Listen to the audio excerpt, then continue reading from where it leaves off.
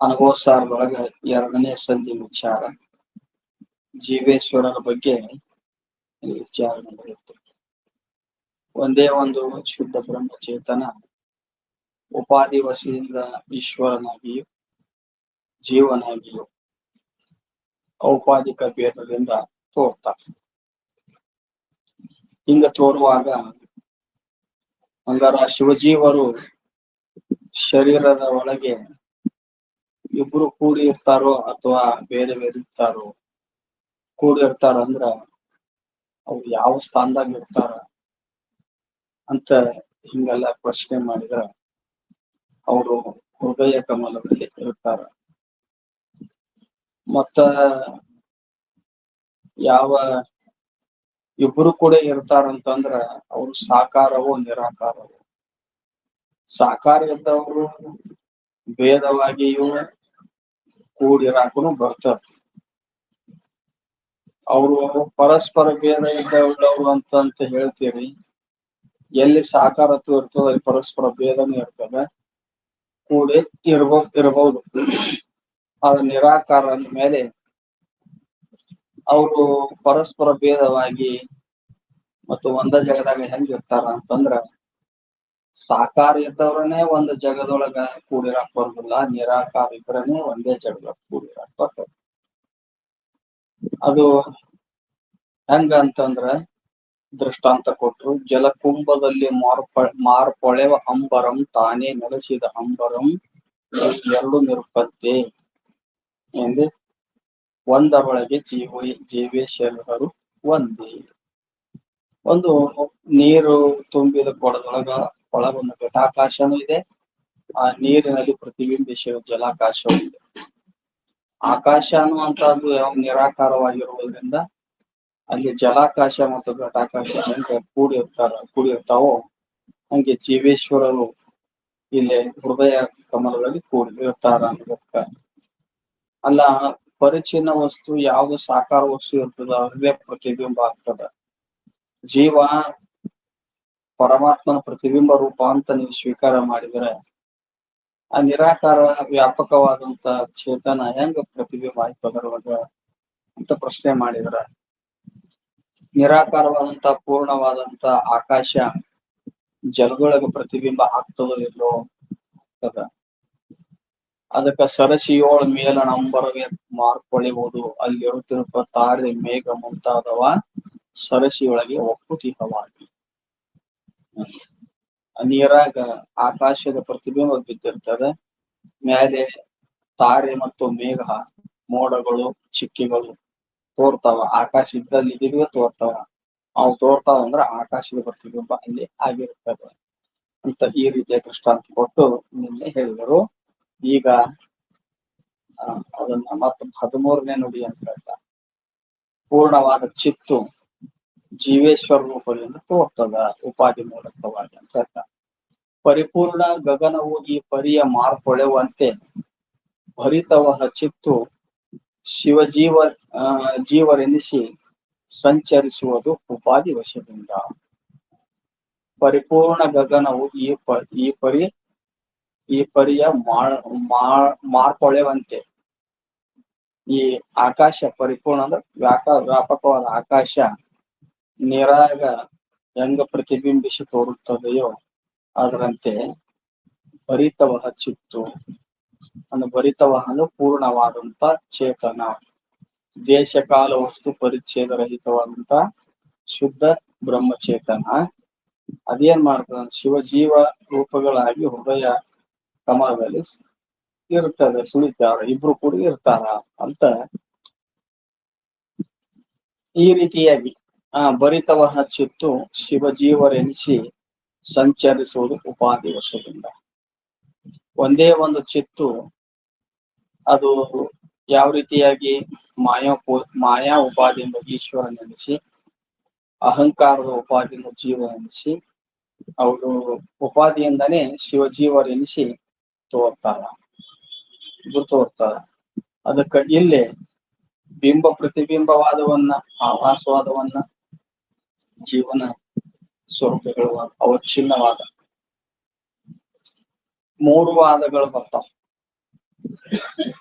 ಆಭಾಸವಾದವನ್ನ ಸುರೇಶ್ವರ ಆಚಾರ್ಯರು ಮತ್ತು ಈ ಯಾರು ವಿದ್ಯಾರಣ್ಯರು ಆಭಾಸವಾದವನ್ನ ಹೋಗ್ತಾರೆ. ಬಿಂಬ ಪ್ರತಿಬಿಂಬವಾದವನ್ನ ವಿವರಣಕಾರರು ಹೋಗ್ತಾರೆ. ಅವಚ್ಛಿನ್ನವಾದವನ್ನ ವಾಚಸ್ಪತಿ ಮಿಶ್ರಾಚಾರ್ಯ ಹೋಗ್ತಾರೆ. ಪ್ರಕ್ರಿಯೆಗಳು ಸ್ವಲ್ಪ ತಿಳಿಸುವ ಪ್ರಕ್ರಿಯೆ ಭಿನ್ನ ಇದ್ರು ಕೂಡ ಮೂರು ಮಂದಿ ಇವರು ಅದ್ವೈತಿಗಳೇ. ಹಿಂಗ ಒಂದೊಂದು ಪ್ರಸಂಗದೊಳಗ ಯಾರ್ಯಾರಿಗೆ ಹೆಂಗ ಹಿಡಿಸ್ತದ ಅದನ್ನ ತಿಳ್ಕೊಂಡು ಸರಳ ಅನಿಸ್ತ ತಿಳ್ಕೊಂಡು ಧನ್ಯ ಆಗ್ಬೋದು. ಒಬ್ಬೊಬ್ಬರಿಗೆ ಆಭಾಸವಾದ ಸರಳ ಅನಿಸ್ತದೆ, ಒಬ್ಬೊಬ್ಬರಿಗೆ ಬಿಂಬ ಪ್ರತಿಬಿಂಬವಾದ ಸರಳ ಅನಿಸ್ತದೆ, ಒಬ್ಬೊಬ್ಬರಿಗೆ ಅವಚ್ಛಿನ್ನವಾದ ಸರಳ ಅನಿಸ್ತದೆ, ಅವಚ್ಛೇದವಾದ ಅದಕ್ಕೆ ಅವಚ್ಛಿನ್ನವಾದ ಅಂತ ಬರೆದ ಹಾಕುದು. ಇಲ್ಲಿ ಅವರು ಭಿನ್ನ ಭಿನ್ನವಾಗಿ ಹೇಳಿದ್ರು ಕೂಡ ತಮಗೆ ಯಾವುದು ಸರಳ ಅನಿಸ್ತದ ಹಗರ ಅನಿಸ್ತದ ಅದನ್ನ ತಿಳ್ಕೊಂಡು ಧನ್ಯ ಆಗಬೇಕು. ಅದಕ್ಕ ಈ ಒಂದು ಬ್ರಹ್ಮವನ್ನು ಬೋಧಿಸುವುದರಲ್ಲೇ ಅದ್ವೈತದ ತಾತ್ಪರ್ಯ ಐತಿ ವಿನಃ ಅದರ ಬುದ್ಧಿಗೆ ಯಾವ್ದು ಹೊಳಿತದ ಯಾವ್ದು ಸರಳ ಅನಿಸ್ತದ ಅದನ್ನ ತಿಳ್ಕೊಂಡು ಧನ್ಯ ಆಗಬೇಕು. ಅದಕ್ಕ ಶ್ರೀಮನ್ ನಿಜಗುಣ ಶಿವಗಳು ಅಲ್ಲೆಲ್ಲೇ ಏನ್ ಮಾಡ್ಯಾರ, ಈ ಅನುಭವ ಸಾರದಾಗ ಕೆಲವೊಂದು ತಮ್ಮ ಉಳಿದ ಗ್ರಂಥಗಳಲ್ಲಿ ಕೆಲವು ಕಡೆ ಅವಚ್ಛಿನ್ನವಾದವನ್ನ ಹೋಗ್ತಾರ, ಕೆಲವು ಕಡೆ ಆಭಾಸವಾದ ಹೋಗ್ತಾರ, ಕೆಲವು ಪ್ರಸಂಗದಾಗ ಇಲ್ಲೇ ಎರಡನೇ ಸಂಧಿಯನ್ನ ಅನುಭವ ಸಾರ ಹೇಳಾಕತ್ತಾರಲ್ಲ, ಇಲ್ಲಿ ಬಿಂಬ ಪ್ರತಿಬಿಂಬವಾದನ್ನ ಹೆಚ್ಚಾಗಿ ಹೇಳ್ಯಾರ. ಹಿಂಗ ಹೇಳಿ ಮುಂದ ಏನ್ ಹೇಳ್ತಾರ 14 ನುಡಿಯೊಳಗ 14 ಒಂದೇ ಬ್ರಹ್ಮದಿಂದ ಈಶ ಜೀವ ಜಗತ್ತು ಇವುಗಳು ಹೆಂಗಾದವು ಅಂತ ಪ್ರಶ್ನೆ ಉದ್ಭವ ಆದ್ರ, ಅಲ್ಲ ಒಂದೇ ಒಂದು ಬ್ರಹ್ಮ ಜಗತ್ತು ಜೀವ ಈಶ್ವರ ರೂಪವಾಗಿ ಹೆಂಗ್ ತೋರ್ತು ಅಂತ ಪ್ರಶ್ನೆ ಮಾಡಿದ್ರೆ ದೃಷ್ಟಾಂತ ಕೊಟ್ಟು ಇಲ್ಲಿ ಹೇಳ್ತಾರೆ. ಒಂದು ಗಣಿತಕ್ಕೆ ಮುಂದ್ 1 2 3 ಆದ ಬಿಂದು ಬರಿ ಹೊತ್ತು 100,000 ಮೆನಿಸಿದಂದವ ಬ್ರಹ್ಮದೊಳಗೆ ಇತ್ತು. ಒಂದು ಗಣಿತಕ್ಕೆ ಮುಂದ್ 1 2 3 ಆದ ಬಿಂದು ಬರಿ ಹೊತ್ತು 100,000 ಮೆನಿಸಿದಂದವ ಬ್ರಹ್ಮದೊಳಗೆ ಇತ್ತು. ಒಂದು ಗಣಿತ ಅಂದ್ರೆ ಒಂದು ಅಂಕಿ ಅಂತ, ಒಂದು ಅಂಕಿ. ಆ ಅಂಕಿ ಒಂದ್ ಸಂಖ್ಯೆ ಏನ್ ಇರ್ತದಲ್ಲ, ಆ ಒಂದು ಸಂಖ್ಯೆ ಅದ್ರ ಮುಂದ 1 ಪೂಜೆ ಬಂದ್ರೆ 10 ಆಗ್ತದೆ, 2 ಪೂಜೆ ಬಂದ್ರೆ 100 ಆಗ್ತದೆ, 3 ಪೂಜೆ ಬಂದ್ರೆ 1000 ಆಗ್ತದೆ. ಏನ್ ಅಂದ್ರ ಇಲ್ಲಿ ಅದರಂತೆ ಈ ಒಂದು ಈಶ್ವರ ಜೀವ ಮತ್ತು ಜಗತ್ತು, ಏನ್ ಈಶ್ವರ ಜೀವ ಜಗತ್ತು, 1 ಮುಂದೆ 0 ಬಂದ್ರೆ 10 ಆಯ್ತಲ್ಲ, ಹಂಗೆ ಈಶ್ವರ. 1 ಮುಂದೆ 2 0 ಬಂದ್ರೆ 100 ಆಯ್ತಲ್ಲ, ಅದು ಜೀವ. 1 ಮುಂದೆ 3 0 ಬಂದ್ರೆ 1000, ಇದು ಜಗತ್ತು. ಹಂಗ ಇಲ್ಲಿ ಅದಕ್ಕೆ ದೃಷ್ಟಾಂತ ಕೊಟ್ಟು ಹೇಳ್ತಾರೆ. ನೀವು ಒಂದೇ ಒಂದು ಬ್ರಹ್ಮ ಜಗತ್ತು ಜೀವ ಈಶ್ವರ ಅಂತ ಹೆಂಗ್ ತೋರ್ತದ ಅಂತ ನೀವು ಪ್ರಶ್ನೆ ಮಾಡಿದಲ್ಲ, ಅದಕ್ಕ ಒಂದೇ ಒಂದು ಸಂಖ್ಯೆ 1ರ ಅಂಕಿ ಉಪಾಧಿ ವಶದಿಂದ, ಆ ಜೀರೋಗಳ ಉಪಾಧಿ ವಶದಿಂದ ಅಂದ್ರೆ ಸೊನ್ನೆಗಳ ಉಪಾಧಿ ವಶದಿಂದ 10 ಅನಿಸ್ತು, 100 ಅನಿಸ್ತು, 1000 ಅನಿಸ್ತು. ಹಂಗ ಒಂದೇ ಒಂದು ಬ್ರಹ್ಮ ಉಪಾಧಿ ವಶದಿಂದ ಮಲಿನ ಸತ್ವ ಗುಣವುಳ್ಳ ಅಥವಾ ವಿದ್ಯೆ ಆಗ್ಲಿ ಅಥವಾ ಅಹಂಕಾರದ ಉಪಾಧಿಯಿಂದ ಜೀವ, ಶುದ್ಧ ಸತ್ವಗುಣ ಮಾಯಾ ಉಪಾಧಿಯಿಂದ ಈಶ್ವರನಾದ, ತಮ ಪ್ರಧಾನ ಪ್ರಕೃತಿಯ ಉಪಾಧಿಯಿಂದ ಜಗತ್ತು. ಈ ರೀತಿಯಾಗಿ ತೋರಿದ್ರು ಅಂತ ಹೇಳ್ತಾರೆ. ಅಂದ್ರ ಇಲ್ಲಿ ಪ್ರಾಮುಖ್ಯತೆ ಬರೀ 1 ಅಂಕಿಯನ್ನು ಬಿಟ್ಟು 0ಕ್ಕೆ ಪ್ರಾಮುಖ್ಯತೆ ಕೊಟ್ರ ಇಲ್ಲಿ ಬೆಲೆ ಸಿಗೋದಿಲ್ಲ. ಬರೀ 1 ಅಂಕಿ ಬಿಟ್ಟು 0 ಇದೀವಿ ಅಂದ್ರೆ ಎಷ್ಟು 0 ಬಂದ್ರು ಅದಕ್ಕೆ ಲೆಕ್ಕಿಲ್ಲ, ಅದ ಅಂಕಿ ಸಿಗಂಗಿಲ್ಲ, ಬೆಲೆ ಸಿಗಂಗಿಲ್ಲ. ಅದಕ್ಕೆ 1 ಅಂಕಿ ಅನ್ನುವಂಥದ್ದು ಇರ್ಬೇಕು. ನೀವು 1 ಅಂಕಿ ಹಿಂದ್ ಕೊಡಬಾರ್ದು, 0ನ ಮುಂದ್ ಕೊಡಬೇಕು. ಹೌದಿಲ್ಲ, ಹಿಂದ್ ಕೊಟ್ರ ಎಷ್ಟು ಕೊಟ್ರು ಒಂದ ಉಳಿತೈತೆ. ಅದಕ್ಕ 1 ಅಂಕಿ ಮುಂದ ಸೊನ್ನೆಗಳು ಬಂದಾಗ ಆ ಸೊನ್ನೆಗಳಿಗೆ ಬೆಲೆ ಹೆಚ್ಚಿಗೆ ಹಾಕೋತ ಹೋಗ್ತದೆ. ಅದಕ್ಕೆ ಇಲ್ಲಿ ಜೀವ ಶಿವ ಜಗತ್ತು ಈ ರೀತಿಯಾಗಿ ತೋರಿದ್ರು. ಅದನ್ನ ಮುಂದೆ ದೃಷ್ಟಾಂತದಾಗ ಹೇಳಿ ದಾಷ್ಟಾಂತ ಹೇಳ್ತಾರೆ. ಹೆಂಗ್ ಈಶ್ವರ ಅದ, ಹೆಂಗ್ ಜೀವ ಅದ, ಹೆಂಗ್ ಜಗತ್ತ ಆತ. ಇದನ್ನ ಶರಣರನ್ನು ಕೂಡ ಕಟ್ಟಿ ಸೊಲ್ಲಾಪುರ ಸಿದ್ದರಾಮೇಶ್ವರರು ಅವರು ಹಿಂಗೆ ಹೇಳ್ತಾರ. ಗಣಿತ ಒಂದಕ್ಕೆ 3 ಸೊನ್ನೆ ಬರೆ 1000 2 ಸೊನ್ನೆ ಬರೆ 100 1 ಸೊನ್ನೆ ಬರೆ 10 ಅದೇ ಒಂದು ಪರಮಾತ್ಮ ಪ್ರಕೃತಿಯಿಂದ ಈಶ್ವರ ನೆನೆಸಿ, ವಿಕೃತಿಯಿಂದ ಜೀವ ನೆನೆಸಿ ಅಂದ್ರ ಈ ರೀತಿಯಾಗಿ ತೋರ್ತು ಅಂತ ಅವರು ಒಂದು ವಚನದಾಗ ಹೇಳ. ಅದಕ್ಕ ಇಲ್ಲಿ ಒಂದು ದೃಷ್ಟಾಂತವನ್ನು ಕೊಟ್ಟು ಹೇಳಿದ ಮೇಲೆ ಮುಂದ ದಾಷ್ಟಾಂತದ ಸಿದ್ಧಾಂತವನ್ನು ಹೇಳ್ತಾರ. ಪ್ರಕೃತಿಯಿಂದ ಈಶತ್ವ, ವಿಕೃತಿಯಂ ಜೀವತ್ವ, ಸಕಲ ಭೂತಂಗಳೆಂದೇ ಭುವನತ್ವಬಹುದು, ಅಕಲಂಕ ನೀನರಿಯುವುದು ಇಂತು ಅಂತ ಈ ರೀತಿ ಹೇಳಿ. ಅಕಲಂಕ ಅಂತಂದ್ರ ವಿಕ್ಷೇಪಾದಿ ದೋಷರಹಿತನಾದಂತ ಶಿಷ್ಯ. ಅಕಲಂಕ ನೀನರಿಯುವುದು ಅಂತ ಯಾರಿಗೆ ಹೇಳಕತ್ತಾರ? ಶಿಷ್ಯನಿಗೆ ಹೇಳಕತ್ತಾರ. ಹೌದ್ರ? ಅಕಲಂಕ ಅಂದ್ರ ಅಂತಃಕರಣ ಪರಿಶುದ್ಧ ಮಾಡಿಕೊಂಡವನು. ಅಂತಃಕರಣದೊಳಗೆ ಮಲ ವಿಕ್ಷೇಪಾದಿ ದೋಷಗಳು ಇಲ್ಲ. ಅವಾಗ ಮಲ ವಿಕ್ಷೇಪ ದೋಷಗಳು ಕಳ್ಕೊಂಡಾಗನೇ ಅವ ಸಾಧನ ಚತುಷ್ಟಯ ಸಂಪನ್ನ. ವಿವೇಕ, ವೈರಾಗ್ಯ, ಸಮಾಧಿ, ಸತ್ಕ, ಸಂಪತ್ತಿ, ಮುಮುಕ್ಷತ್ವ ಬರ್ತದೆ. ತೀವ್ರ ಮುಮುಕ್ಷತ್ವ ಬರ್ತದೆ. ಅದಕ್ಕ ಅಕಲಂಕ ನೀನ್ ಅರಿಬಹುದು. ಏನಂತಾರ? ಪ್ರಕೃತಿಯಿಂದ ಈಶತ್ವ. ಪ್ರಕೃತಿಯಿಂದ ಈಶತ್ವ ಅಂತಂದ್ರ ಅದೇನೋ ಮಾಯ ಅನ್ನುವಂತದ್ದು ಕಾರ್ಯೋನ್ಮುಖ ಆಗ್ಲಿಕ್ಕೆ ಅದು ಒಂದೇ ಒಂದು ಚಿದ್ರೂಪ ಇರ್ತದ. ಚಿದ್ರೂಪದ ಆಶ್ರಯ ಮಾಡಿಕೊಂಡು ಪ್ರಳಯ ಕಾಲದಲ್ಲಿ ಎಲ್ಲ ಸೂಕ್ಷ್ಮ ಶರೀರಗಳನ್ನ ಗರ್ಭೀಕರಿಸಿಕೊಂಡು ಒಂದು ಮಾಯಾ ಇರ್ತದೆ. ಯಾವಾಗ ಜೀವರಾಶಿಗಳ ಕರ್ಮಗಳು ಭೋಗ ಕೊಡಲಿಕ್ಕೆ ಉದ್ಯುಕ್ತ ಆಗ್ತಾವೋ, ಈಶ್ವರ ಅಂದ್ರೆ ಮಾಯೋಪದೆಯಿಂದ ಕೂಡಿದ ಈಶ್ವರ ಅವನಲ್ಲಿ ಒಂದು ಸಂಕಲ್ಪ ಆಗ್ತದೆ.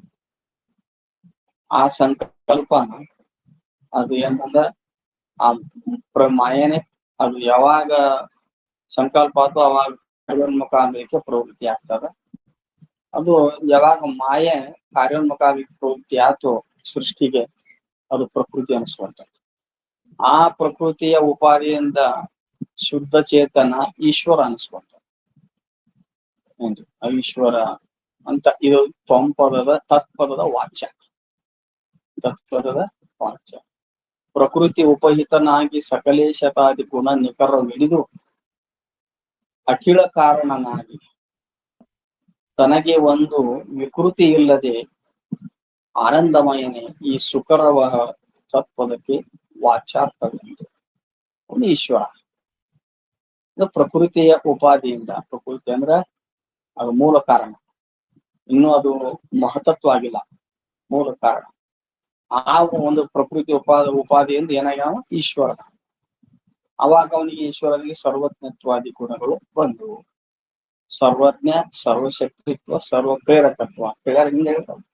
ಅದಕ್ಕ ಬ್ರಹ್ಮ ಒಂದೇ ಪ್ರಕೃತಿ ಎಂಬ ಒಂದು ಏನಾದ್ರು ಉಪಾಧಿಯಿಂದ ಅಂದ್ರೆ 1 ಸೊನ್ನೆಯಿಂದ ಹೆಂಗ 10 ಆತಲ್ಲ, ಒಂದೇ ಅಂಕಿ, ಹಂಗ ಈಶ್ವರನಾದ.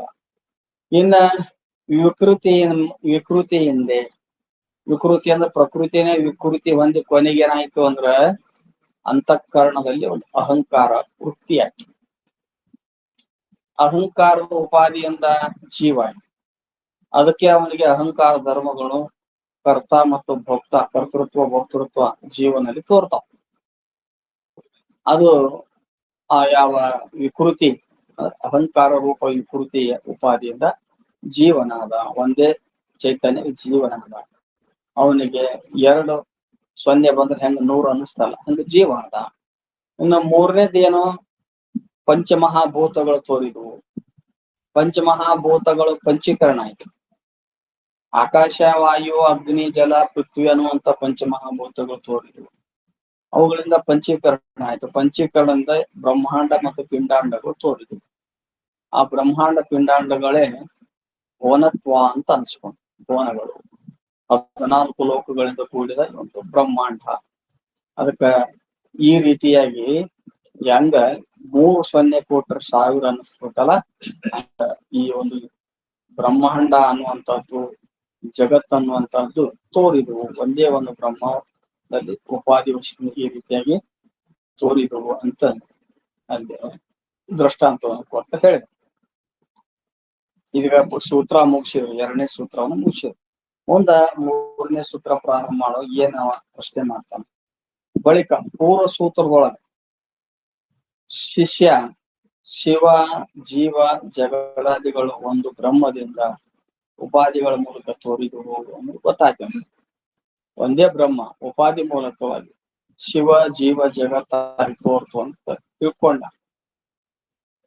ಆನಂತರ ಶಿವಜೀವರು ಹೃದಯ ಕಮಲದಲ್ಲಿ ವಾಸ ಆಗ್ಯಾರ ಅನ್ನೋದನ್ನ ಕೇಳಿದ. ಅವ್ರು ಎಲ್ಲಿ ಇರ್ತಾರ? ಹೃದಯ ಕಮಲದಲ್ಲಿ ಇರ್ತಾರ ಅಂತ ಹಿಂದೆ ಹೇಳಿದ್ರಲ್ಲ, ಕೇಳಿ ಪ್ರಶ್ನೆ ಮಾಡ್ತಾನ. ಹೃದಯ ಕಮಲ ಅಂತ ಹೇಳಿದ್ರಂಗ ಹೃದಯ ಕಮಲದ ಸ್ವರೂಪ ಏನು? ಹೃದಯ ಕಮಲ ಅಂದ್ರ ಅಲ್ಲಿ ಯಾವ ರೀತಿಯಾಗಿ ತಿಳ್ಕೊಬೇಕು, ಅದ್ರ ಸ್ವರೂಪ ಏನು? ಆ ಕಮಲ ಅಂದ ಮೇಲೆ ಅಲ್ಲಿ ದಳಗಳು ಇರ್ತಾವ, ಎಷ್ಟು ದಳಗಳು? ಆಮೇಲೆ ಕೇಸರ ಅಂತ ಬರ್ತಾವ, ಅವ್ಯಾವು? ಆಮೇಲೆ ಆ ಕಮಲ ಅಂದ್ಮೇಲೆ ಕೆಳಗ ಒಂದು ಕರ್ಣಿಕೆ ಅಂತ ಬರ್ತದ, ಅದು ಯಾವುದು? ಆಮೇಲೆ ಕಮಲಕ್ಕೆ ಒಂದು ನಾಳ ಇರ್ತದೆ, ನಾಳ ದಂಟ ಇರ್ತಲ್ಲ ಕೆಳಗಡೆ, ಅದಕ್ಕೆ ನಾಳ ಅಂತ, ಅದು ಯಾವುದು? ಎಲ್ಲವನ್ನ ತಿಳಿಸಿ ಮತ್ ಇದಕ್ಕೇನಾದ್ರೂ ಹೃದಯ ಕಮಲದ ಇಲ್ಲಿ ಅದಕ್ಕ ರೂಪಕ ಮಾಡಿ ಹೇಳ್ತೇವೆ, ಅದಕ್ಕೇನ ಶ್ರುತಿ ಪ್ರಮಾಣಗಳು ಅದಾವೋ ಇಲ್ಲೋ ಅದಕ್ಕ ಹೇಳ್ರಿ. ಮತ್ತೆ ಜೀವೇಶ್ವರರು ಅಲ್ಲಿ ಹೆಂಗಿರ್ತಾರ, ಯಾವ ರೀತಿ ಸಂಚಾರ ಮಾಡ್ತಾರ, ಜೀವನಿಗೆ ಸಂಚಾರ ಮಾಡ್ಲಿಕ್ಕೆ ಯಾವ್ದು ಉಪಾಧಿ ಆಗಿರ್ತದ ಅಂತ ಈ ರೀತಿಗೆ ಯಾವ ದೊಳಕ್ಕೆ ಬಂದ್ರೆ ಯಾವ ಗುಣಗಳು ಉತ್ಪತ್ತಿ ಆಗ್ತಾವ ಅವನ್ನೆಲ್ಲ ಹೇಳ್ತಾರ. ಇವನ್ನೆಲ್ಲ ತಿಳಿಸ್ಕೊಡ್ರಿ, ಇದನ್ ತಿಳಿದ್ರಿಂದ ಏನ್ ಪ್ರಯೋಜನ ಐತ್ರಿ ಅದನ್ನ ತಿಳಿಸ್ಕೊಡು ಅಂತ ಕೇಳ್ಕೊಂತಾರ. ಅದಕ್ಕೆ ಉತ್ತರಾಯಣ ಸಲುವಾಗಿ ಗುರುಗಳು ಹೇಳ್ತಾರೆ. ಶಿವಜೀವರಿರವನು ಆ ನಳಿನದ ಆಯತವನ್ನು ಒಪ್ಪುವ ತೆರದಿ ತೆರದಿಯು ನನಗೆ ಗುರುವರ ಬೆಸಸ್ಸು. ಶಿವಜೀವರಿರವನು ಅಂದ್ರ ಆ ಹೃದಯ ಕಮಲ ಯಾವುದು? ಅಲ್ಲಿ ಶಿವಜೀವರು ಅಂದ್ರೆ ಶಿವಜೀವರು ಅವ್ರು ಹೆಂಗಿರ್ತಾರ, ಅಲ್ಲಿ ಹೆಂಗ್ ಸಂಚಾರ ಮಾಡ್ತಾರ, ಯಾವ ಅವಸ್ಥೆಯೊಳಗೆ ಎಲ್ಲೆಲ್ಲಿ ಇರ್ತಾರ ಅದನ್ನ ಶಿವಜೀವರು ಇರುವನು. ಮತ್ತೆ ನಳಿನದ ಆಯತ, ನಳಿನದ ವಿಸ್ತಾರ, ಆಯತ ಅಂದ್ರೆ ವಿಸ್ತಾರ ಅಂದ್ರೆ ಅದ್ರ ಸ್ವರೂಪದ ಬಗ್ಗೆ ವಿಚಾರಣೆ. ಅದು ಎಷ್ಟು ದಳಗಳಿಂದ ಕೂಡಿಕೊಂಡದ ಮತ್ತು ಅದು ಆ ಒಂದೊಂದ್ ದಳಕ್ಕೆ ಒಂದೊಂದು ಅಕ್ಷರ ಅಂತಿರಲ್ಲ, ಯಾವ ಅಕ್ಷರಗಳು ಯಾವ ದಳಕ್ಕೆ ಸಂಚಾರ ಮಾಡಿದ್ರೆ ಯಾವ ಗುಣಗಳು ಉತ್ಪತ್ತಿ ಆಗ್ತಾವ ಜೀವನಿಗೆ, ಇವೆಲ್ಲ ತಿಳಿಸಿ ಹೇಳ್ರಿ ಅಂತ. ಅದಕ್ಕ ಒಪ್ಪುವ ತೆರದಿ, ನನಗ ಮನಸ್ಸಿಗೆ ಇದು ತಿಳಿದಿರಬೇಕು, ಅದು ಕರತಲ ಮಲಕದಂತೆ ನನಗ ಅರ್ಥ ಆಗಿರ್ಬೇಕು. ಅದಕ್ಕ ಅದರ ಒಂದು ಒಪ್ಪುವ ತೆರದ ತಿಳಿಯುವ ಹಾಗೆ ಬೇಜಾರು ಮಾಡಿಕೊಳ್ಳಾರದೆ ನಮ್ ದಯಮಾಡಿ ತಿಳಿಸ್ರಿ ಅಂತ ಈ ರೀತಿಯಾಗಿ ಶಿಷ್ಯ ಬೇಡ್ಕೊತ. ಅವಾಗ ಶಿಷ್ಯ ಬೇಡ್ಕೋಬೇಕಾಗಿತ್ತು ಅಂದ್ರ ಈಗ ಗುರುಗಳ ಹತ್ರ ಬಂದು ಪ್ರಶ್ನೆ ಮಾಡ್ಬೇಕಲ್ಲ. ಪ್ರಶ್ನೆ ಮಾಡ್ಬೇಕಾಗಿತ್ತು ಅಂದ್ರ ಮೊದಲ ಶಿಷ್ಯ ಯಾವ ರೀತಿಯಾಗಿ ಗುರುಗಳಿಗೆ ವಿನ್ಯಾದಿಗಳನ್ನ ನಮಸ್ಕಾರ ಮಾಡ್ತಾನ ಅದನ್ನ ಹೇಳ್ತಾರೆ. ಸೂತ್ರ ಒಳಗ ಹಂಗೆ ಹೇಳಿದ್ರು. ಈಗ ಭಾಷೆ ಹೇಳುವಾಗ ಹೇಳ್ತಾರ ಹೆಂಗ, ದಳವೇರು ತಿಹ ಪುಳಕ ಇಳಿವಸ್ರು ಗದ್ಗದಂಗಳು ಸಹಿತ ಗುರುವಿನ ಅಡಿಗೆ ಎರಗಿ ಹೊಗಳಿ ಮತ್ತೆಳಸಿ ಭಿನ್ನಯಿಸಿದನು ಬೋಧ್ಯ. ಬೋಧ್ಯ ಅಂದ್ರೆ ಶಿಷ್ಯ, ಭಿನ್ನಯಿಸಿದ ಅಂದ್ರೆ ವಿನಯ ಭಾವದಿಂದ ಪ್ರಶ್ನೆಯನ್ನ ಕೇಳ್ಕೊಂಡ. ಅಲ್ಲಿ ಒಂದು ಭಕ್ತಿಯ ಪರಾಕಾಷ್ಠೆ ಇದ್ದಾಗ ಅಷ್ಟ ಭಾವನೆಗಳು ತೋರ್ತಾವ. ಪರಮ ಸಾತ್ವಿಕಂಗಳೆಂಟು ನೆರೆದು ನೆಲೆಸಿ ತಂದಿನಲ್ಲಿ ಅಷ್ಟ ಭಾವನೆ, ಆ ಅಷ್ಟ ಭಾವನೆಗಳಿಂದ ಕೂಡ್ಕೊಂಡಿರ್ತಾನ ಶಿಷ್ಯ. ಯಾಕ? ಭಕ್ತಿಯ ಉದ್ರೇಕದಿಂದ, ಭಕ್ತಿ ಒಂದು ಶ್ರೇಷ್ಠವಾದ ಭಕ್ತಿ ಇರುವುದರಿಂದ ಅವನಿಗೆ ಆ ಚಿಹ್ನೆಗಳು ತೋರ್ತಾವ. ಅವು ಯಾವ್ದು ಅಂದ್ರ ಗುರುಗಳನ್ನ ಕಂಡು ಕೂಡ್ಲೆ ಅವ್ರ ಸಮ್ಮುಖದಲ್ಲಿ ಕೈಗಳನ್ನ ಮುಗಿದುಕೊಂಡು ಕಂಬದಂತೆ ನಿಲ್ಲುವುದು. ಗುರುಗಳ ಕಂಡ ಕೂಡ್ಲೆ ಶ್ರದ್ಧಾ ಭಾವದಿಂದ ಕೈ ಮುಕ್ಕೊಂಡು ನಿಲ್ಲುವುದು, ಕಂಬದಂತೆ ನಿಂತುಕೊಳ್ಳೋದು. ಅಂದ್ರ ಅದು ಆ ರೀತಿಯಾಗಿ ಅಂತಂದ್ರೆ ಭಕ್ತಿ ಉದ್ರೇಕ. ಆಮೇಲೆ ಮೈ ಮೇಲೆ ಬೆವರು ಬರುವುದು. ಅಷ್ಟ ಒಂದು ಭಾವೋದ್ರೇಕದಿಂದ ಕೂಡ್ಕೊಂಡು ಗುರುಗಳನ್ನು ನೋಡಿದ ಅಂದ್ರೆ ಗುರುಗಳು ದೊಡ್ಡ ಸ್ಥಿತಿಯೊಳಗಿರ್ತಾರ, ದೊಡ್ಡವರು. ಆಮೇಲೆ ತತ್ವಜ್ಞಾನವನ್ನು ಬೋಧಿಸಲಿಕ್ಕೆ ನನಗ ಪರಮಾತ್ಮನ ಈ ರೂಪದಾಗ ಬಂದಾನ ಅಂತ ತಿಳ್ಕೊಂಡು ಅವ್ರ ವ್ಯವಹಾರ ಕೆಲವು ಏನಿರ್ತಾವ ಅಂತಂದ್ರ ಒಂದು ಪ್ರವೃತ್ತಿಯ ರೂಪ ವ್ಯವಹಾರ ಇರ್ಬೋದು, ಇನ್ನೊಂದು ನಿವೃತ್ತಿ ರೂಪ ವ್ಯವಹಾರ ಇರ್ಬೋದು. ಕೆಲವು ನಿವೃತ್ತಿ ಇರ್ಬೋದು, ಕೆಲವು ಪ್ರವೃತ್ತಿ ಇರ್ಬೋದು. ಆದ್ರ ಗುರುಗಳ ಅವರ ಜ್ಞಾನ, ಒಂದು ನಿಷ್ಠತ್ವ, ಒಂದು ನಿಷ್ಠತ್ವ, ಒಂದು ಸದಾಚಾರ, ಒಂದು ಈ ರೀತಿಯಾಗಿ ಅವ್ರ ಒಳಗ ಮನಸ್ಸು ಅದನ್ನ ಒಳಗೊತ್ತು ನೋಡಿ ಅವರಲ್ಲಿ ಶ್ರದ್ಧಾ ಭಾವ ಇಟ್ಟಿರ್ಬೇಕು. ಆ ಶ್ರದ್ಧಾ ಭಾವದಿಂದ ಕೂಡ್ಕೊಂಡಿದ್ದ ಮನುಷ್ಯ ಏನಂತಾವ, ಗುರುಗಳು ನೋಡಿದಗಳೇ ಒಂಥರ ರೋಮಾಂಚನ ಆಗ್ತದೆ, ಕೈ ಮುಕ್ಕೊಂಡು ಕಂಬದಂತೆ ನಿಲ್ತಾನ. ಆಮೇಲೆ ಏನಕತಿ, ಭಕ್ತಿಯ ಉದ್ರೇಕದಿಂದ ಮೈಯಲ್ಲಿ ಬೆವರು ಬರ್ತಾವ ಎರಡಾಗ. ಆಮೇಲೆ ರೋಮಗಳು ನೆಟ್ಟಗಾಗ್ತಾವ, ಅವಂಗ ಅಷ್ಟು ಒಂದು ಶ್ರದ್ಧಾ ಭಕ್ತಿ ಇರ್ತದೆ, ರೋಮಗಳು ನೆಟ್ಟಗಾಗ್ತಾವ. ಇನ್ನು ಮಾತಾಡಕ್ ಹೋದ್ರ ಕಂಠ ಸರಿಯಾಗಿ ಧ್ವನಿ ಬರುದಿಲ್ಲ, ಕಂಠ ಬಿಗಿತೇನೆ, ಭಿನ್ನ ಭಿನ್ನವಾಗಿ ಏನಕತಿ ಒಂಥರ ಸರಿಯಾಗಿ ಮಾತು ಬರುದಿಲ್ಲ.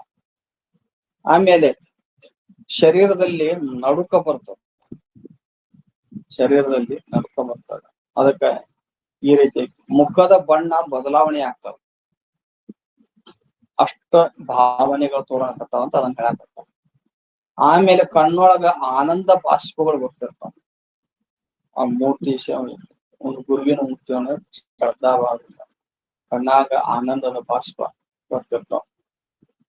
ಒಮ್ಮೆ ಬಹಳ ಉದ್ರೇಕ ಇತ್ತು ಅಂದ್ರ ಮೂರ್ಛಾವಸ್ಥೆನೂ ಬರ್ಬೋದು. ಹಿಂಗ ಮೂರ್ಛಾವಸ್ಥೆ ಬಂದು ನೆಲಕ್ಕೆ ಬೀಳ್ಬೋದು. ಇವಕ್ಕ ಸಾತ್ವಿಕ ಅಷ್ಟಭಾವಗಳು ಅಂತ ಕರೀತಾರೆ. ಅಷ್ಟಭಾವ. ಶ್ರೀಕೃಷ್ಣ ಪರಮಾತ್ಮ ವಿದುರನ ಮನೆಗೆ ಹೋಗಿದ್ದ, ಸಂಧಾನ ಮಾಡಕಂತ ಹೇಳಿ ಹೋಗಿದ್ದ ದುರ್ಯೋಧನ ಹತ್ತಿರ. ಆದ್ರ ಸಂಧಾನ ವಿಫಲ ಆಯ್ತು. ಏನೇನೋ ಅಡಿಗೆ ಮಾಡ್ಸಿದ್ದ, ಕರೆ ದುರ್ಯೋಧನ ಮನ್ಯಾಗ ಉಂಡಿಲ್ಲ. ಯಾರ ಮನೆಗೆ ಹೋದ? ವಿದುರನ ಮನೆಗೆ ಹೋದ. ವಿದುರ ಅಲ್ಲಿ ರಾಜ್ಯದ ಇದ್ರೊಳಗಿದ್ದ, ಸಭದೊಳಗಿದ್ದ. ವಿದುರನ ಪತ್ನಿ, ಅವ್ರ ವಿದುರ ಆಗ್ಲಿ ಅವನ ಪತ್ನಿ ಆಗ್ಲಿ ಬಹಳ ಶ್ರೀಕೃಷ್ಣ ಪರಮಾತ್ಮನಲ್ಲಿ ಇಂಥ ಭಕ್ತಿ ಇತ್ತು, ಬಹಳ ದೊಡ್ಡ ಭಕ್ತಿ. ಕೃಷ್ಣ ಪರಮಾತ್ಮ ತಾನಾಗಿನ ಕರಿಲಾರ್ದ ಹೋಗ್ಯಾನ. ಪರಮಾತ್ಮ ಕರಿಲಾರ್ದ ಹೋಗ್ಯಾನಂದ್ರ ಅವ್ ಭಕ್ತಿಯರು ಎಷ್ಟಿರ್ಬೇಕನ್ನ ವಿಚಾರ ಮಾಡಿ. ಪರಮಾತ್ಮ ಸಾಮಾನ್ಯನು, ಅಂತ ಭಾವ ಭಕ್ತಿ ಭಾವ ಹೋಗ್ತಾನೆ. ಅವಳ ಹೆಣ್ಮಗಳು ಭಕ್ತಿಯ ಭಾವಗಳಲ್ಲಿ ಮೈ ಮರಿತು ಪರಮಾತ್ಮನಿಗೆ ಇವನೇ ಗುರುವಾಗಿ ಬಂದಾನ. ಪರಮಾತ್ಮ ನಂತರ ಬಾಳೆಹಣ್ಣು ಸುಲಿದು ಶಿಪ್ಪಿ ಕೊಡ್ತಿದ್ಲಂತ, ತಿನ್ನಾಕ ಹಣ್ಣು ಚಲ್ತಿದ್ಲಂತ. ಏನ್ರಿ ನೋಡು, ಅದನ್ನ ಅನ್ನೋದು ಗೊತ್ತಾಗ್ಲಿಲ್ಲ ಅಂತ ಹಂಗೆ ತಿಂದ. ಕೃಷ್ಣ ಪರಮಾತ್ಮ ಶಿಪ್ಪಿನ ತಿಂದ, ಬಾಳ ರುಚಿ ಐತೆ ಅಂದ್ರ. ನೋಡ್ರಿ, ಪರಮಾತ್ಮ ಬಾಳ ರುಚಿ ಅದು. ಹಿಂದಗಡಿಗೆ ಎಚ್ಚರ ಆಗ್ತದೆ ಹೆಣ್ಮಗಳಿಗೆ ಹೋದ್ಮೇಲೆ, ಅಯ್ಯೋ ಎಂತ ತಪ್ಪು ಮಾಡಿದ, ಭಕ್ತಿ ಉದ್ರೇಕ ಅಲ್ಲಿರ್ತದ. ಅವ್ರ ಮಹಾತ್ಮರ ದರ್ಶನ, ಅವರು ತ್ರಿಕಾಲ ಜ್ಞಾನಿಗಳು ಇರ್ತಾರೆ. ಶಬರಿ ಬಾರಿ ಹಣ್ಣನ್ನ 90 ವರ್ಷ ಕಾದಾಳಕ್ಕೆ. ಶಬರಿ ಕಿಷ್ಕಿಂದ ಮತಂಗ ಮಹರ್ಷಿಗಳ ಆಶ್ರಮದಲ್ಲಿ ಸೇವಾ ಮಾಡುವಂತ ಶಬರಿ. ಶ್ರೀರಾಮಚಂದ್ರ ಬರ್ತಾನ ಅಂತ ನಾಳೆ ಬರ್ತಾನ ಅಂದ್ರೆ 90 ವರ್ಷ ಕಾಲ ಬಂದ್ರ ನನ್ನ ಒಡೆಯನಿಗೆ ಬಾರಿ ಹಣ್ಣು, ಜಂಗಲ್ ಅಲ್ಲ, ಬಾರಿ ಹಣ್ಣು ಕೊಡ್ಬೇಕು ಅಂತಂದ್ರ ಹುಳಿ ಇದ್ದಿದ್ದು ಕೊಡ್ಬಾರ್ದು ಅಂತ ಹೇಳಿ ಕಡದು ತಿಂದು ತೆಗೆದಿಟ್ಟಿಲ್ಲ. ನೋಡ್ರಿ, ಕಡದು ತಿಂದು ತೆಗೆದಿಟ್ಟಿದ್ದ. ಆದ್ರೂ ಶ್ರೀರಾಮಚಂದ್ರ ಅವನ್ ಬಂದಾಗ ಏನಕ್ಕೆ ಇದು ಹೂ ಆಸಿ ಏನು ನೋಡ್ಬೇಕಲ್ಲ ರಾಮಾಯಣದಾಗ. ಅವಾಗ ಬಾರಿಹಣ್ಣು ಎಂದಲಿದ್ರು ಕೂಡ ಏನ್ ಅಮೃತಪ್ಪ ಇದು ಅಂತ ಶ್ರೀರಾಮಚಂದ್ರ.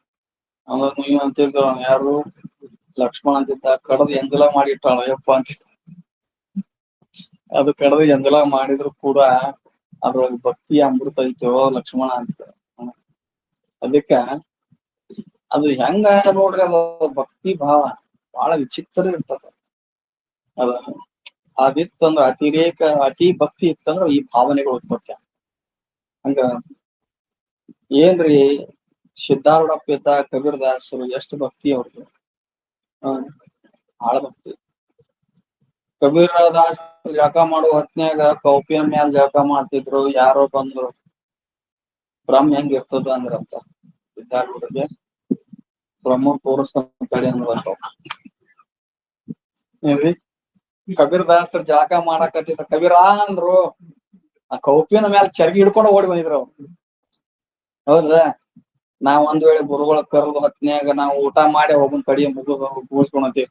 ಹಂಗೇನ್ ಊಟ ಮಾಡಾಕತ್ತೇವಿ ಅಂದ್ರುನು ಗುರುಗಳು ಕರದ್ರ ಬಿಟ್ಟು ಹೊಡಿಬಿಡ. ಅದಕ್ಕ ಬಾಳ ವಿನಯ ಬೇಕ್ರಿ ಗುರುಗಳಲ್ಲಿ. ಬಾಳ ವಿನಯ ಭಯಾನೂ ಬೇಕು, ಭಕ್ತಿನೂ ಬೇಕು. ಅದಕ್ಕ ಹಂಗ ಈ ಒಂದು ಸೂತ್ರದೊಳಗ ಅಂತ ಹೇಳ್ತಾರ. ಇಷ್ಟು ಸದ್ಭಕ್ತಿ ಯುಕ್ತನಾದಂತ ಗುರುಗಳಿಗೆ ಕೈ ಮುಗಿದು ಸ್ತುತಿಸಿ ಚೈತನ್ಯಂ ಶಾಶ್ವತಂ ಶಾಂತಂ ಅಂತ ಹೇಳಿ ಏನೋ ಎಲ್ಲ ಮಂತ್ರಾಷ್ಟಕದಿಂದ ಸ್ತುತಿ ಮಾಡಿ ಆಮೇಲೆ ಪ್ರಶ್ನೆ ಮಾಡ್ತಾನೆ. ಶಿಷ್ಯನು ಹೃದಯ ಕಮಲವು ಹೇಗೆ ಅದರಲ್ಲಿ ಯಾವ ರೀತಿ ಜೀವಿಸಿರ್ತಾರ ಅಂತ ಅದ್ರ ಬಗ್ಗೆ ಕೇಳ್ತಾನ. ಹೃದಯ ಕಮಲ ಹೆಂಗ ಅದ, ಅದ್ರೊಳಗೆ ಜೀವೇಶ್ವರ ಹೆಂಗ ಇರ್ತಾರ ಅದನ್ನ ಕೇಳ್ತಾನ. ಆ ಸರೋಜದ ಪರಿಯನ್ನು, ಆ ಸರೋಜದಳು ಜೀವೇಶ್ವರು ಇಹ ತೆರನನು ಒಲಿದು ಇನ್ನು ಸತ್ಯ ಸುಖವಾಸ ಗುರುವರ್ಯ ಕರುಣಿಪ್ಪೋದು. ಅಂದ್ರೆ ಗುರುಗಳಿಗೆ ಸತ್ಯ ಸುಖವಾಸ ಗುರುವರ್ಯ, ಗುರುಗಳಲ್ಲೇ ಶ್ರೇಷ್ಠವಾದಂತ ಗುರುಗಳು ಒಂದು ವಿಶೇಷಣ ಕೊಟ್ಟರು, ಸತ್ಯ ಸುಖವಾಸ. ಆನಂದಗಳಲ್ಲಿ ಏನ್ರಿ ಮನುಷ್ಯಾನಂದ ಮೊದಲು ಮಾಡಿಕೊಂಡು ಬ್ರಹ್ಮಲೋಕದ ಆನಂದ ಅಲ್ಲಿ ಪರ್ಯಂತರ ಆನಂದ 100 ಪಟ್ಟು ಹೆಚ್ಚಿಗೆ ಹೇಳ್ತಾರೆ. ಒಂದು ಮನುಷ್ಯಾನಂದ, ಮನುಷ್ಯ ಗಂಧರ್ವ ಆನಂದ, ದೇವಗಂಧರ್ವ ಆನಂದ, ಆಮೇಲೆ ದೇವಾನಂದ, ಅಜಾನಜ ದೇವತಾನಂದ, ಪರಮ ದೇವತಾನಂದ, ಪಿತೃಲೋಕದ ಆನಂದ, ಆಮೇಲೆ ದೇವಾನಂದ, ಇಂದ್ರನ ಆನಂದ, ಬೃಹಸ್ಪತಿ ಆನಂದ, ಆಮೇಲೆ ಕೊನೆದು ಚತುರ್ಮುಖ ಬ್ರಹ್ಮ ಹಿರಣ್ಯ ಗರ್ಭಲೋಕದ 100 ಪಟ್ಟು ಹೆಚ್ಚಿಗೆ ಅದಾವ.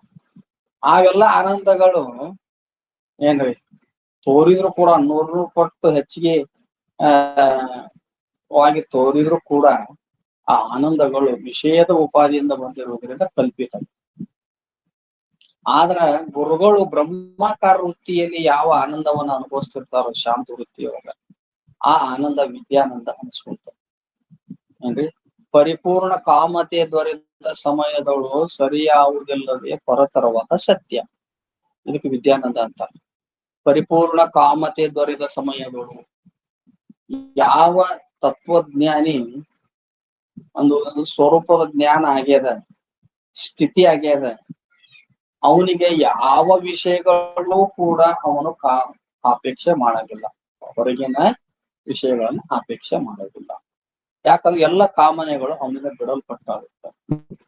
ಯದಾ ಸರ್ವೇ ಪ್ರಮುಚ್ಯಂತೆ ಕಾಮಃ ಯೇ ಅಸ್ಯ ಹೃದಯ ಶ್ರಿತಾಃ ಅಥ ಮರ್ತ್ಯ ಅಮೃತ ಭವಂತಿ ಅತ್ರ ಬ್ರಹ್ಮ ಸಮಷ್ಟಿತೆ. ಶ್ರುತಿ ಹೇಳ್ತೇವೆ, ಯಾವನ ಒಂದು ಅಂತಃಕರಣದಲ್ಲಿರುವಂತಹ ಬ್ರಹ್ಮಜ್ಞಾನದ ಎಲ್ಲ ಕಾಮನೆಗಳು ಬಿಡಲ್ಪಟ್ಟಿರುತ್ತವೆ. ಒಂದು ಸ್ವರೂಪದ ಸ್ಥಿತಿ ಬಂತಂದ್ರ ಅವನಿಗೆ ಯಾವುದಾದ್ರೂ ಹೊರಗಿನ ವಿಷಯಗಳಲ್ಲಿ ಅಪೇಕ್ಷೆ ಹೆಚ್ಚಿಗೆ ಉಳಿಯಂಗಿಲ್ಲ. ಇದ್ದಿದ್ದೇನ್ ಬರ್ತದ, ಪ್ರಾರಬ್ಧದೊಳಗೆ ಇದ್ದಿದ್ದು ಬರ್ತದ ಅಂತ ಒಂದು ನಿಶ್ಚಯ ಇರ್ತದ. ಬಂದಿದ್ದನ್ನ ರಕ್ಷಣೆ ಮಾಡ್ಕೊಂತಾನ, ಬಂದದ್ದನ್ನ ರಕ್ಷಣೆ ಮಾಡ್ಕೊಂತಾನ. ನನಗ ಅದೇ ಸಿಗಲಿ, ಅದೇ ಬರ್ಲಿ, ಅದೇ ಹೆಚ್ಚು ನನಗ ಸಂಪತ್ತು ಬರ್ಲಿ, ದ್ರವ್ಯ ಬರ್ಲಿ, ದುಡ್ಡು ಬರ್ಲಿ, ಅದ್ರ ಬೆನ್ನ ಹತ್ತಿ ಹೋಗುದಿಲ್ಲ. ಒಬ್ಬ ಜ್ಞಾನ ಆಗಿತ್ತು ಅಂದ್ರ ನಿಜವಾಗಿ ಬೆನ್ನ ಹತ್ತಿ ಹೋಗುದಿಲ್ಲ. ಪ್ರಾರಬ್ಧ ಅವನಿದ್ದಲ್ಲಿ ಹುಡ್ಕೊಂಡ್ ಬರ್ತಾವ, ಇತ್ತಂತ ಬರ್ತದ. ಇದ್ದದನ್ನ ಸ್ವೀಕಾರ ಬಂತು ಅಂದ್ರೆ ತಾನೇ ಸ್ವೀಕಾರ ಮಾಡ್ತಾರ, ಮಾಡ್ಬ್ಯಾಡ್ದಂತ ನೇಮ ಇಲ್ಲ. ಏನ್ರಿ, ಅವರು ಒಲ್ಲೆನೆಂಬುದು ವೈರಾಗ್ಯ, ಒಲಿವೆನೆಂಬುದು ಕಾಯ ಗುಣ. ಆವ ಪದಾರ್ಥವಾಗಲಿ ತಾನಾಗಿ ಬಂದುದನ್ನು ಏನ್ರಿ ಪರಮಾತ್ಮನಿಗೆ ಅರ್ಪಿಸಿ ಪುಂಜಿಸುವುದೇ ಒಂದು ಏನಪ್ಪಾ ಅಂತಂದ್ರೆ ಒಂದು ಯೋಗ. ಅದಕ್ಕ ಅದನ್ನ ರಕ್ಷಣೆ ಮಾಡ್ತಾನ. ಆದ್ರೆ ಒಂದು ಅಜ್ಞಾನ ಕಾಲದಲ್ಲಿ ಏನು, ನಾ ಅಲ್ಲಿ ನನ್ಗೆ ಅಷ್ಟು ಗಳಿಸ್ಬೇಕು, ಎಷ್ಟು ಗಳಿಸ್ಬೇಕು, ಅದಾಗ್ಬೇಕು, ಇದಾಗಬೇಕು, ಆಮೇಲೆ ಆ ಲೋಕಕ್ಕೆ ಹೋಗ್ಬೇಕು, ಈ ಲೋಕಕ್ಕೆ ಹೋಗ್ಬೇಕು, ಅಲ್ಲಿ ಅಲ್ಲಿ ಚಲೋ ಐತಿತ್ತು ಏನಿಲ್ಲ. ಅವನು ತಿಳಿದು ಬಿಟ್ಟಿರ್ತಾನೆ ಏನಂತ, ಆನಂದ ಅನ್ನುವಂಥದ್ದು ಆತ್ಮನ ಸ್ವರೂಪದ ವಿಷಯಗಳಲ್ಲಿ ಆ ಆನಂದ ಇಲ್ಲ. ನಿಮಗೆ ಜ್ಞಾನಿ ತಿಳ್ಕೊಂಡಿರ್ತಾನಲ್ಲ, ಈ ಮನುಷ್ಯಾನಂದ ಮೊದಲು ಮಾಡಿಕೊಂಡು ಬ್ರಹ್ಮಲೋಕದ ಆನಂದ ಕೂಡ ಎಲ್ಲವೂ ಉಪಾಧಿ ವಶದಿಂದ, ವಿಷಯದ ಉಪಾಧಿಯಿಂದ ಬಂದಿರ್ತಾವ, ಕಲ್ಪಿತದ ಅಂತ ತಿಳ್ಕೊಂಡು ಸ್ವರೂಪದ ಸುಖ ಏನೈತಲ್ಲ ಅದು ಬ್ರಹ್ಮಾಕಾರ ವೃತ್ತಿಯಲ್ಲಿ ಪ್ರತಿಬಿಂಬಿಸಿ ಏನ್ ತೋರ್ತದಲ್ಲ ಆ ಆನಂದವನ್ನ ಅನುಭವಿಸಿರ್ತಾನ. ಅದಕ್ಕೆ ಸತ್ಯ ಸುಖವಾಸ ಅಂತ ಕರೀತಾನೆ. ಅದಕ್ಕೆ ಅಂತಾರ ಸತ್ಯ ಸುಖವಾಸ. ಆ ಆನಂದವೇ ಅದು ಅದು ನಿರವಯವ, ನಿರುಪಾಧಿ, ನಿರುಪಾಧಿಕ ಆಗಿರೋದ್ರಿಂದ ಅದೇನದ ಅಂತಂದ್ರ ಅದು ಬ್ರಹ್ಮಾನಂದವೇ ಆಗಿರುತ್ತದೆ. ಆತ್ಮದ ಆನಂದವೇ ಆಗಿರುತ್ತದೆ. ಅಂತ ಸ್ವರೂಪದಲ್ಲಿ ಇದ್ದಂತ ಗುರುಗಳಿಗೆ ಏನಂತ ಪ್ರಶ್ನೆ ಮಾಡ್ಕೋತಾನ, ಆ ಸರೋಜದ ಪರಿಯನ್ನು ಏನು ಹೃದಯ ಕಮಲದಲ್ಲಿ ಜೀವ ಮತ್ತು ಈಶ್ವರರು ಅವರು ನಿರಾಕಾರವಾಗಿದ್ರು ಕೂಡಿ ಸಂಚಾರ ಮಾಡ್ತಾರ ಅಂತ ಹೇಳಿದ್ರಲ್ಲ, ಆ ಸರೋಜ ಅಂದ್ರ ಆ ಹೃದಯ ಕಮಲ, ಅದ್ರ ಸ್ವರೂಪ ತಿಳಿಸ್ರಿ. ಅವ್ ಎಷ್ಟು ದಳಗಳು ಅದಾವ, ಮತ್ತ ಅದ್ ನಾಳ ಯಾವುದು, ಕೇಸರ ಯಾವುದು, ಮತ್ತ ಯಾವ ದಳಕ್ಕೆ ಯಾವ ರೀತಿಯಾಗಿ ಅವಲ್ಲಿ ಜೀವ ಅಲ್ಲಿ ಕರ್ಮದ ವಶದಿಂದ ಸಂಚಾರ ಮಾಡ್ತಾನ. ಅದಕ್ಕ ಆ ಒಂದು ಕಮಲದ ಒಂದು ವಿಸ್ತಾರವನ್ನು ಹೇಳ್ರು.